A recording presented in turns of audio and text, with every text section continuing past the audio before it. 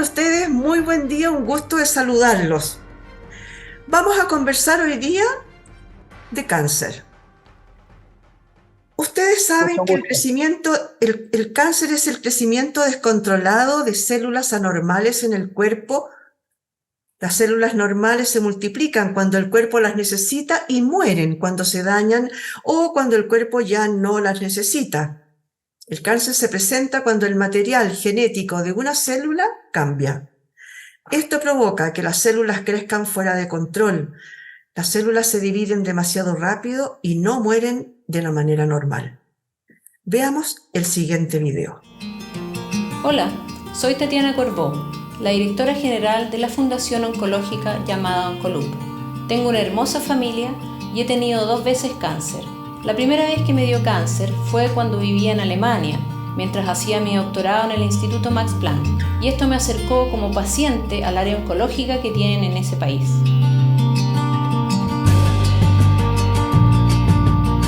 La segunda vez que me diagnosticaron fue cuando trabajaba en la Universidad King's College de Londres, lo cual me acercó una vez más como paciente al área oncológica que tienen en Inglaterra.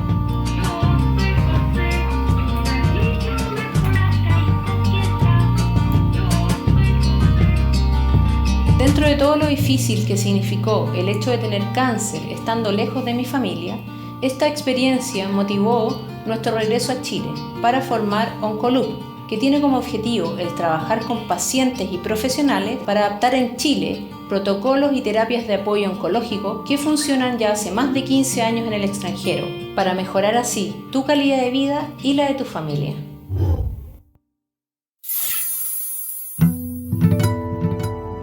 Hoy hablaremos del cáncer junto a Tatiana Corbó y Cristian Sosa, ambos fundadores y directores de Oncoloop, fundación que tiene como objetivo mejorar la calidad de vida de quienes padecen cáncer, además de sus familiares y cercanos. ¿Cómo están ustedes? Muy buen día. Gracias por recibirnos. Muy buen Gracias día. por entrevistarnos, Miriam. Muchas Muchas gracias. gracias. Sí, muchas gracias por recibirme. Oye, Nosotros siempre chiquillos, hemos tratado de hablar de cáncer en forma abierta para que mientras más gente sepa sobre esto, mejor para nosotros y para todos en realidad. a ver, chiquillos, ustedes en el video veíamos cómo Tatiana nos daba su testimonio de cómo lo vivieron en familia, ¿no? El tema, digamos que ambos son matrimonio y que tienen hijos y que han pasado por esto, por este trance ya en 2 ocasiones. ¿Cómo fue, Tatiana? Más allá de, ustedes ambos son científicos, ambos trabajan en el tema, pero como persona, ¿para ti qué fue?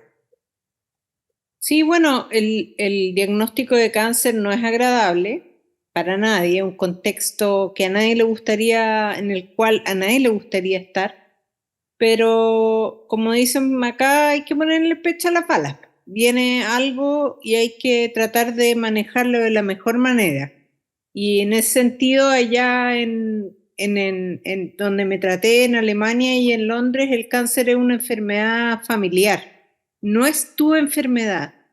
Entonces hay una forma de tratar y de abordar muy integral. Y eso ayuda mucho porque los niños van entendiendo qué está pasando. Hoy en día los tratamientos oncológicos son muy modernos, entonces ya cáncer no necesariamente significa muerte. Y eso es súper importante de entenderlo para el niño, porque el niño se angustia mucho con el tema. Todos nos angustiamos, pero el niño se angustia y es muy importante, para mí fue muy importante que la enfermedad fue tratada como familia. Ustedes tienen cáncer, nos decían. No era mío, no era mi culpa, no era nada, era algo que teníamos que enfrentar como familia. Y eso es lo que queremos tratar de hacer y abordar acá en Chile, que la enfermedad sea, primero que nada, visibilizada, porque ya sabemos la alta estadística de cáncer que hay, pero que sea una enfermedad crónica, que todo el mundo converse y que no haya vergüenza de padecer esta enfermedad. De todas Perfecto. maneras, como dice Tatiana, cuando a pesar de trabajar en el área, en el tema como investigador, como científico, de todas maneras, el diagnóstico así es catastrófico y pega a la familia completa, como dice Tati. Y a pesar de que uno sabe del tema, es como que no supiera nada, porque lo vive desde otra vereda, ya no la vereda profesional, sino la vereda de paciente. Y es otro contexto porque hay que manejar otras cosas, hay que entender la enfermedad desde otro punto de vista que es como difícil decirlo, porque en realidad uno como que está metido en el tema, sabe de qué se trata, cómo funcionan los tratamientos y todo, pero cuando te toca, es otra la experiencia. La vive uno la vive de otra vereda. Entonces eso es súper interesante también. Y al final se transforma en una oportunidad de ayudar a otros. En el video ustedes decían justamente eso, que decidieron volver a Chile y armar entonces Oncoloop, porque era una forma de ayudar a los demás, de dar a conocer esta enfermedad, de hablar de ella y de que, como decía recién Tatiana, ojalá fuera pensado como una enfermedad familiar, en el sentido de que no es solamente uno el que lo padece, ni tiene culpas de nada, ni menos vergüenza de decirlo, ¿no?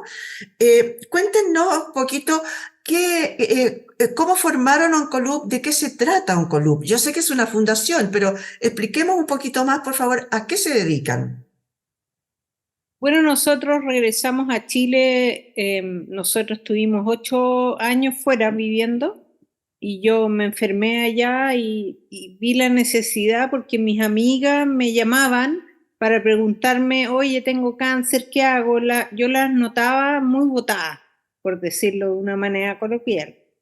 Y dije, no, hay que hacer algo en Chile porque tenemos que hablar de cáncer, tenemos que ir a los colegios a conversar, porque yo soy un testigo de lo que ha pasado y para los niños están muy angustiados cuando la palabra se les mete en su familia. Entonces, conversemos de cáncer, es una de las pandemias más grandes y mostremos que hoy en día no necesariamente, vuelve a repetir, el cáncer significa muerte. Habemos muchas sobrevivientes que tenemos una buena calidad de vida.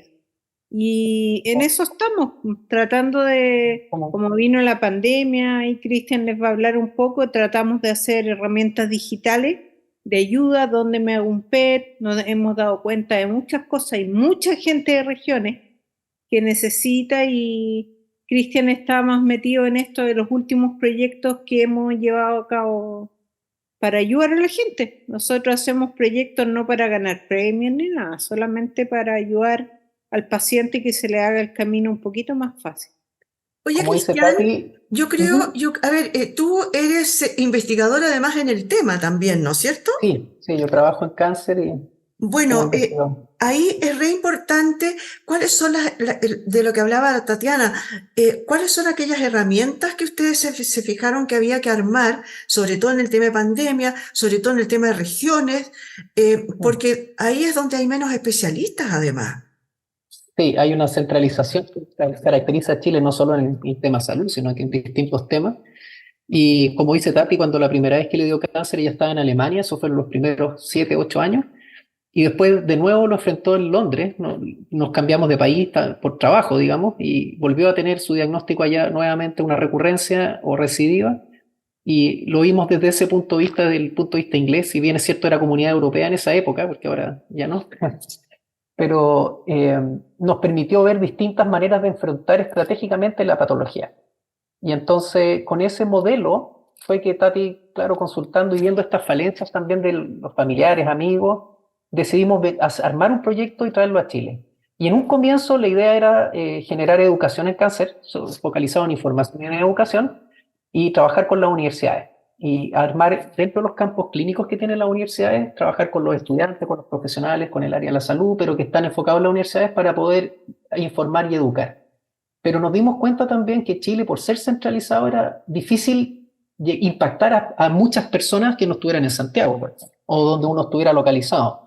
Y por eso decidimos armar esto de manera digital y creamos una plataforma, y esto fue pre-pandemia. Al principio costó porque teníamos varios usuarios inscritos en la plataforma, uno podía tener acceso, que eso es Oncored, tener acceso a paneles de especialistas, a comunidades que se armaban de acuerdo a específicos cáncer y lo armábamos con proyectos. Cada proyecto financiaba un cáncer, por ejemplo, y se armaba una comunidad en donde se planteaba información especializada desde ese cáncer o desde los tratamientos, estudios clínicos que habían para esa patología en particular.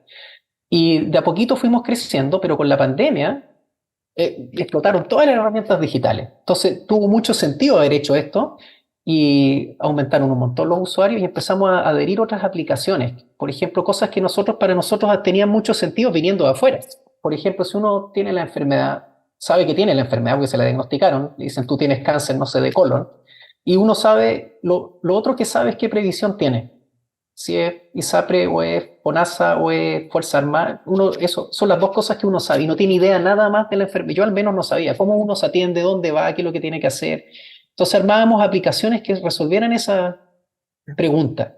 Por ejemplo, poniendo el cáncer y poniendo la previsión y te decía, mira, esto está en Ricardo Soto o está en auge o está, etc. ¿Cómo lo puedes financiar? Y empezamos a armar aplicaciones o soluciones simples y las empezamos a integrar a la plataforma. Tenemos otra aplicación también que se llama OncoAquí, que uno dice, mira, está hecha para Santiago, Antofagasta, Calama, Magallanes, por ejemplo, y la idea es abarcar todo Chile. Y uno puede decir, no sé, me quiero hacer una imagen, un scan, ¿dónde me lo hago? Y pone la ciudad donde está y te dice dónde o qué centro está en ese servicio y uno puede llamar. Cosas simples, pero que yo creo que son de mucha ayuda porque la enfermedad, uno lidia con la enfermedad como paciente, pero además con el sistema. Entonces es complicado. Claro que sí. Oye, pero es muy bueno. ¿Y ustedes han logrado, tienen un contador de visitas o cómo lo han logrado ver cómo avanza? Tienen muchos seguidores, mucha gente les pregunta, sobre todo, como decía Tatiana adelante, a lo mejor de regiones. Hay cosas que todavía están ampliándolas, están tratando de trabajarlas. Sí, claro, hemos postulado varios proyectos, nos ¿Ya? financiamos principalmente con proyectos o con asociaciones. Por ejemplo, ahora estamos trabajando con un centro de medicina nuclear que se llama Positron Med, en donde colaboramos con ellos para desarrollar proyectos y para humanizar la salud. Por ejemplo, atendiendo gratis a los pacientes con apoyo psicológico, que también se da a través de la plataforma o vía telefónica, y proyectos de ese estilo. Y tenemos contadores, por ejemplo, tenemos un canal de YouTube donde uno puede ver cuántas veces han visto los videos, tenemos redes sociales, Instagram, Facebook y Twitter, por ejemplo, y tenemos en Instagram 2.000 y algo seguidores, y en la plataforma tenemos 2.500 usuarios inscritos, que se inscriben, consultan, puede que permanezcan en la plataforma, se inscriben no solamente pacientes, son pacientes, son familiares y también profesionales de la salud. Hay muchos psicólogos que se inscriben y consultan cosas que están interesados, por ejemplo, en trabajar en el área o lo que sea. Oye, eso es lo importante, perdona que te interrumpa, pero es que, a ver, si hay profesionales que quieran participar, se conectan con ustedes y pueden Sí. entonces participar de esta fundación. Claro, o sea, por ejemplo, en la plataforma nosotros tenemos que el ítem, que es algo muy cultural, nosotros cuando estábamos afuera, Tatiana participaba de grupos de pacientes, y ese fue el modelo que quisimos replicar acá. Pero acá a la gente le cuesta hablar de su patología, como que nadie habla. En realidad tratan de solucionar su problema y nada más. Entonces, las comunidades que teníamos en la plataforma no tenían tanta interacción, porque la idea ahí era que a partir de la experiencia de algunos sirviera para educar a otros. Ese es el concepto base. Pero eso ha ido muy lento. Pero lo que sí tuvo mucho éxito fue que teníamos un portal, o sea, como un panel de profesionales que hacían consulta. Esto no es una indicación médica ni un diagnóstico ni nada, sino que es solamente un apoyo. Por ejemplo, si alguien tiene una duda, si mi cáncer es esto, qué significa, y uno puede explicar, pero te lo hace un profesional. Tenemos nutriólogos, hay psicólogos, hay kinesiólogos, oncológicos, enfermeras, ¿qué más hay? Bueno, médicos nucleares, hay científicos también. Entonces se hizo un panel como de 25 personas. Y lo más lindo de todo es que son personas que son de distintos lugares, profesionales de distintas partes, del Incáncer, de FAL, no sé, de Valparaíso, de Positron Med. Entonces, no hay una competencia ni nada, sino que hay solo un interés por ayudar al otro resolviendo estas preguntas que si el profesional más indicado es el que la contesta en el fondo. Y puede ser más de un profesional que dé una indicación, por ejemplo, una dieta adecuada para después de la operación, o no sé qué, si estoy comiendo y me cae mal tal cosa, ¿qué podría hacer? Y la nutricionista o la nutrióloga contesta, por ejemplo. Y en eso hemos ido adhiriendo profesionales que se contactan con nosotros primero, hay que conocerlos por supuesto, y de ahí ellos pueden participar. Y esto es, claro, ellos donan este tiempo, digamos, para hacer estas consultas y nosotros les hacemos llegar las consultas o a través de la plataforma y ellos después contestan directamente. En el fondo es una llegada a la gente, porque si se hacen seminarios en la academia, es en la academia, en la universidad, la gente normal en general no asiste. Y vamos haciendo herramientas dependiendo de las necesidades. Por ejemplo, la gente nos ha consultado mucho, voy a ir a Santiago, me voy a hacer un tratamiento, ¿dónde me queda? ¿Dónde me puedo quedar a alojar? Entonces tenemos que hacer algún tipo de convenio, algo, ¿no?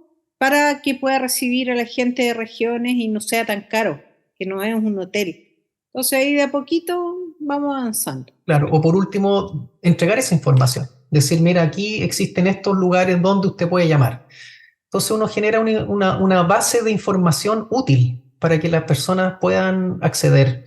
Y lo ideal, por ejemplo, no se En el escucha, pero momento, además, ¿ahí me escuchan? ahí sí, ahí sí. En el momento, además, yo me imagino que psicológicamente está muy alterada esa Claro. persona, por lo tanto, no razonan, digamos, bien, no saben mucho qué hacer ni cómo recurrir.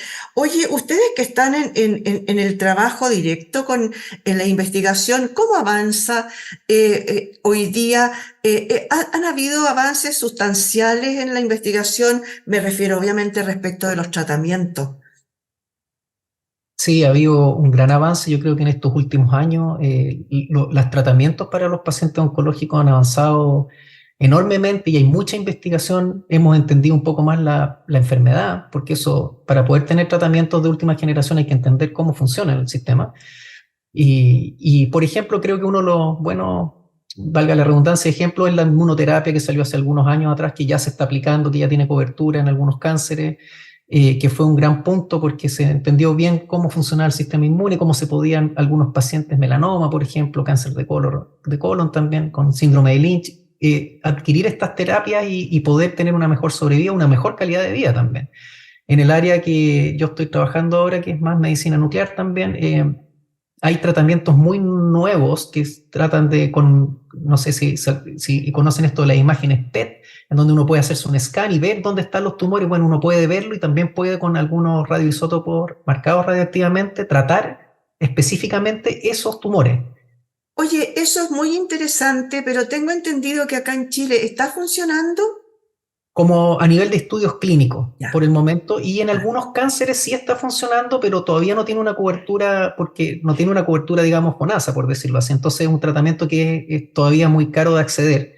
Pero en el caso de cáncer de próstata y tumores neuroendocrinos, sí es posible tener ese tipo de terapia, y son terapias que ya se están aplicando cuando ya no hay ninguna alternativa, pero que sería muy bueno, y eso apuntan los estudios, aplicarla incluso antes de las terapias más sistémicas como las quimio, que son muy tóxicas a veces. Entonces, Claro, esto y que no matan todo alrededor, digamos, no y matan discriminan. todo, claro. Claro, Exacto. no discriminan. Entonces, por ejemplo, ahora los últimos ensayos clínicos grandes que se están haciendo a nivel mundial apuntan a que, por ejemplo, uno puede operar y antes en la misma cirugía aplicar este tipo de terapia. Y lo que uno hace en el fondo es facilitar la cirugía por un lado o reducir los tumores y mejorar un montón la calidad de vida de los pacientes. Antes de llegar a una quimio, por ejemplo. Entonces, eso Claro. es un gran avance. Y Oye, los biomarcadores, diagnóstico también se ha avanzado mucho.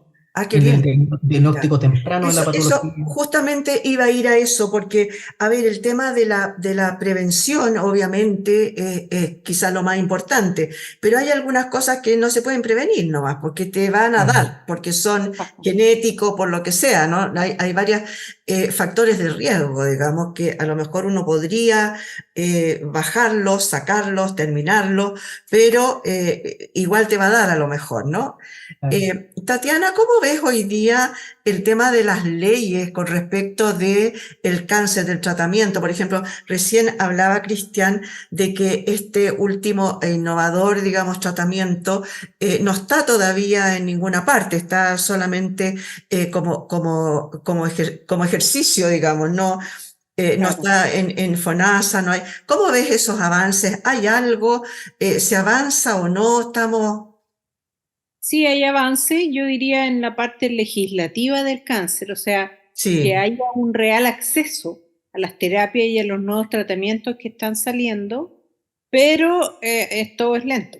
Tú Pero sabes ese, que perdona, pero esa parte que tú dijiste es re importante, lo de el avance legislativo, pero ese avance legislativo realmente llega a las personas en el sentido o queda solamente en el papel. Es algo que dice, sí, todos tienen derecho a, pero en la realidad, en la verdad, ¿sucede? ¿O hay mucha gente que se queda simplemente sin tratamiento porque no tiene acceso?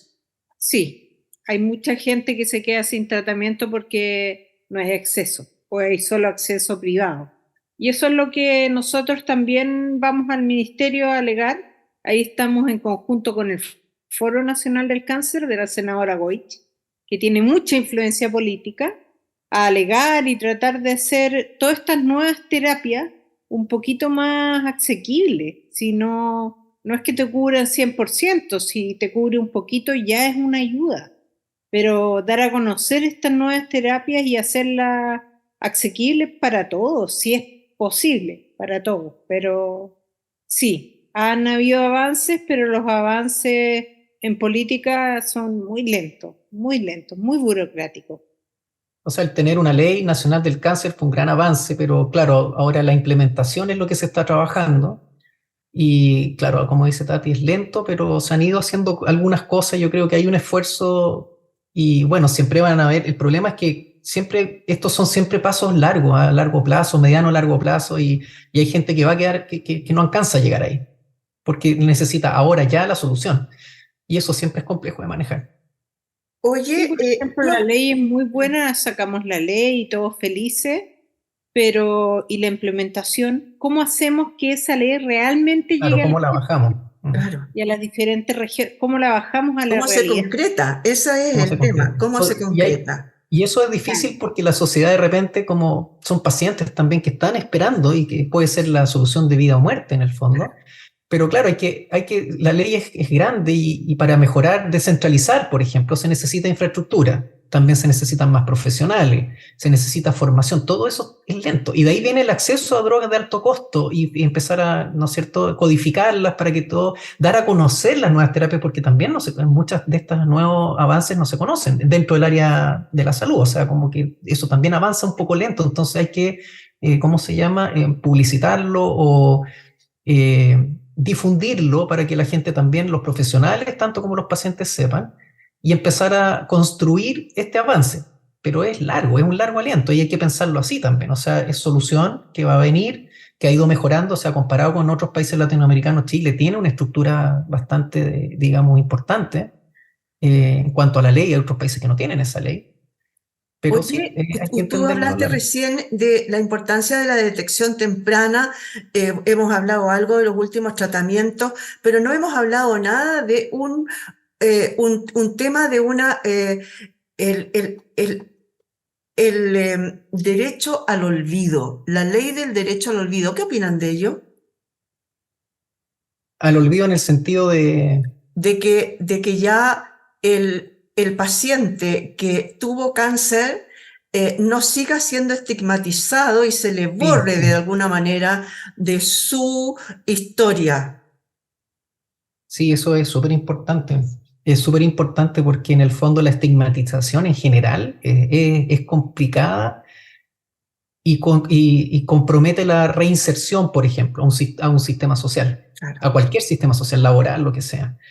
Y es algo que no porque uno tenga, Katy, siempre tú dices eso de que uno no es cáncer, Claro, que a uno tú le te da cáncer, mereces esta pero no es enfermedad. cáncer. Mm. Y eso es súper importante. O sea, nosotros hicimos con Tatiana un estudio, Tatiana lo lideró, que fue un estudio en cáncer de mama.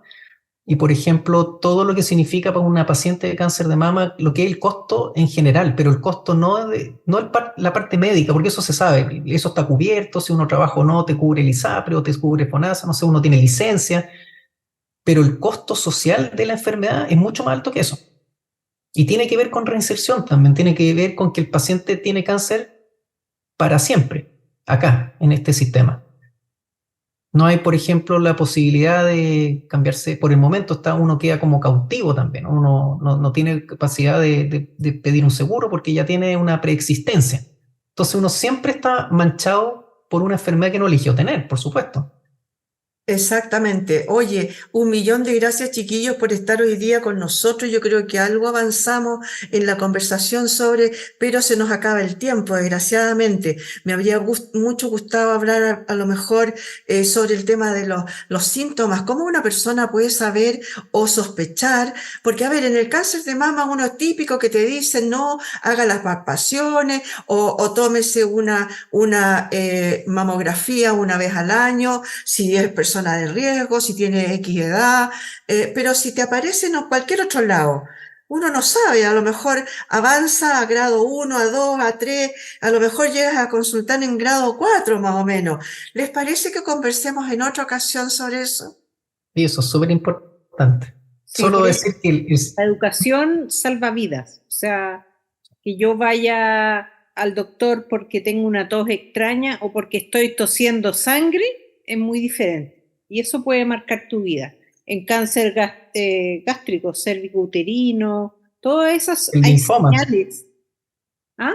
el linfoma, Linfoma también. Son todas señales pequeñas que uno lamentablemente las conoce después de que te dio cáncer. Pero ojalá yo lo hubiera sabido antes, porque habría ido al médico antes. Muy importante el diagnóstico temprano. Pero para eso hay que conocerlo. Piensa que tú vas al CEFAM y ni los médicos que te atienden conocen los síntomas que puede ser un cáncer o los síntomas que pueden no tienen determinar tiempo tampoco, una entonces ahí enfermedad. falta un entrenamiento ahí. Claro.